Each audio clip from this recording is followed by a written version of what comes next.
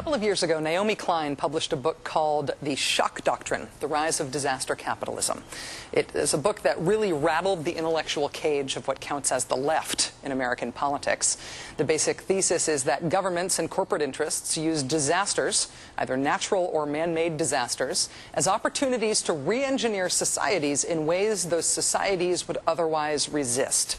So after the hurricane, perfectly inhabitable, undamaged public housing must be torn down.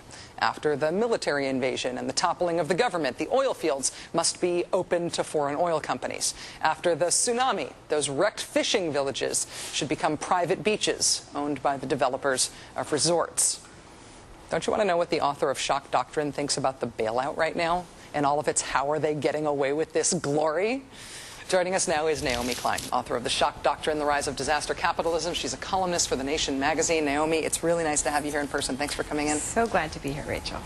On the eve of the stress test results for the financial industry, which are expected to show that a lot of the banks are sort of fine now-ish, I think a lot of Americans are going to be torn between being livid about the bailout, livid about all the tax dollars that went to Wall Street, but also sort of happy that maybe it's working. We still have a banking system. How do you feel about it?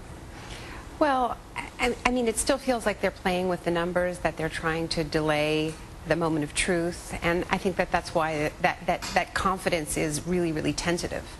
And there's still, I think that when we look at the bailout that started under Paulson and now is being continued under Geithner, you really see an absolutely seamless approach, and it was bipartisan under Bush. It was, the Democrats standing together with Republicans to sell this thing. And there hasn't really been a shift. And I think it really does fit the thesis of the shock doctrine because, in New Orleans, it was the public housing that was handed over to developers after the shock of the flooding of the city. Here we have just this transfer, this massive transfer of public wealth into private hands, and that's continuing, and it's much, much larger. It's just on a much larger scale than any of the investments in the public sphere that we're seeing through the stimulus package or the budget. I mean, it's $11.5 trillion to bail out the financial sector, and it's less than $1 trillion to stimulate the economy, and a lot of that is tax cuts. So even if it is working, and I do think even if we look at Bank of America and the response to the fact that they're short $30+ billion, it's just to play with the numbers. That's not the kind of thing that actually instills confidence. My real concern, it's been my concern from day one, is that the crisis on Wall Street created by deregulated capitalism is not actually being solved. It's being moved. A private sector crisis is being turned into a public sector crisis. So all of this mismanagement in the bailout, and even if it does work by propping up these banks, it's still a public sector liability. Budgetary, right. And so who pays for this? And we've seen some of that in, I think, the scale of the stimulus package. It's smaller than it should be if we believe people like Paul Krugman. He thinks it needs to be 3 times as large. We've seen, and you've talked about this extensively on the show, why isn't there more in public transit? So they're already cutting corners. And now we're seeing things like AIDS funding, in Africa being cut by $6.6 billion. So who's paying for this? And this is where I think the unfairness of it really becomes very clear, that it is a bailout, but it's the very poorest and most vulnerable and weakest people in the world who are being asked to bail out the wealthiest and most powerful. And in Shock Doctrine, you talk about the impunity of the elites, and I guess this fits that as well. If the crisis in unregulated financial markets, unregulated capitalism of this specific kind that caused this specific crisis, if the cost of that would have been borne by the people who are players in that part of the financial world, those are the elites. And so their impunity, not only in terms of being blamed, but also in terms of absorbing their own risks, is something that they should never be expected to have to endure that. It gets put off on others. Exactly. And actually, this is something that's happened again, over and over again in the history of this economic model, which takes away the rules and says, have a free-for-all. It is a crisis creation machine, and we've seen this in other parts of the world.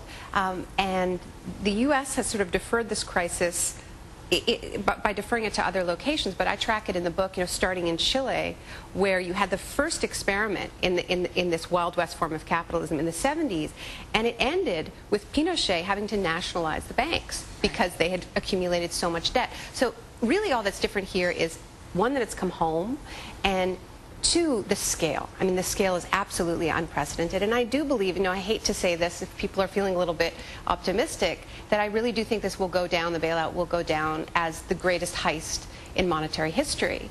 And I don't see, I like a lot of the things that the Obama administration is doing, but what worries me is this idea that you can be Keynesian, when it comes to the stimulus package, but you can maintain this edifice of crony capitalism in the financial sector, and you can have these two tracks that are completely different, when really what we would optimally need in a moment of crisis like this is a banking sector that was working hand in hand with the priorities, the social priorities, right. So that it would be helping homeowners, not having public money go to lobbyists to successfully defeat measures that would help those homeowners. So we have all of these contradictions because of this idea that you can, keep the market happy by throwing it more of what it wants, which is frankly crony capitalism, which is more handouts, no strings attached.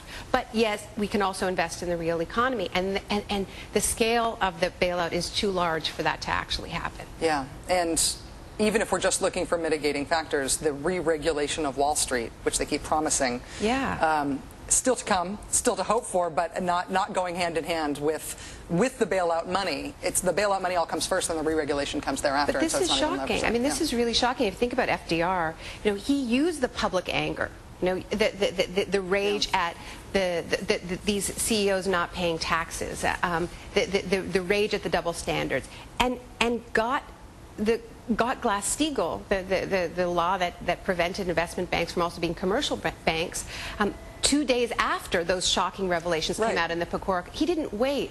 So, what I worry about is that there is all this free-floating rage. If it isn't channeled constructively into that re-regulation, if the money that's being given to the financial sector isn't tied to that restructuring, then what's going to happen with the rage? And it gets channeled somewhere, immigrants, whoever. But then we also haven't used the leverage, right? I mean, if the international, I would say, the International Monetary Fund is a great example of this. When countries are broke, they need a loan from the IMF. They go to the IMF, they say, bail us out, we're in trouble. And the IMF says, sure, we'll bail you out, but here's a list of things that you have to do to get the money. It's called structural adjustment. We could be an IMF for Wall Street right now. Exactly. Naomi Klein, I could talk to you all evening. I hope you'll come back. I would love to. Thank you, Rachel. Naomi Klein is the author of The Shock Doctrine, The Rise of Disaster Capitalism, one of the most influential thinkers anywhere over the last 10 years. It's sort of mandatory reading. The Shock Doctrine, The Rise of Disaster Capitalism.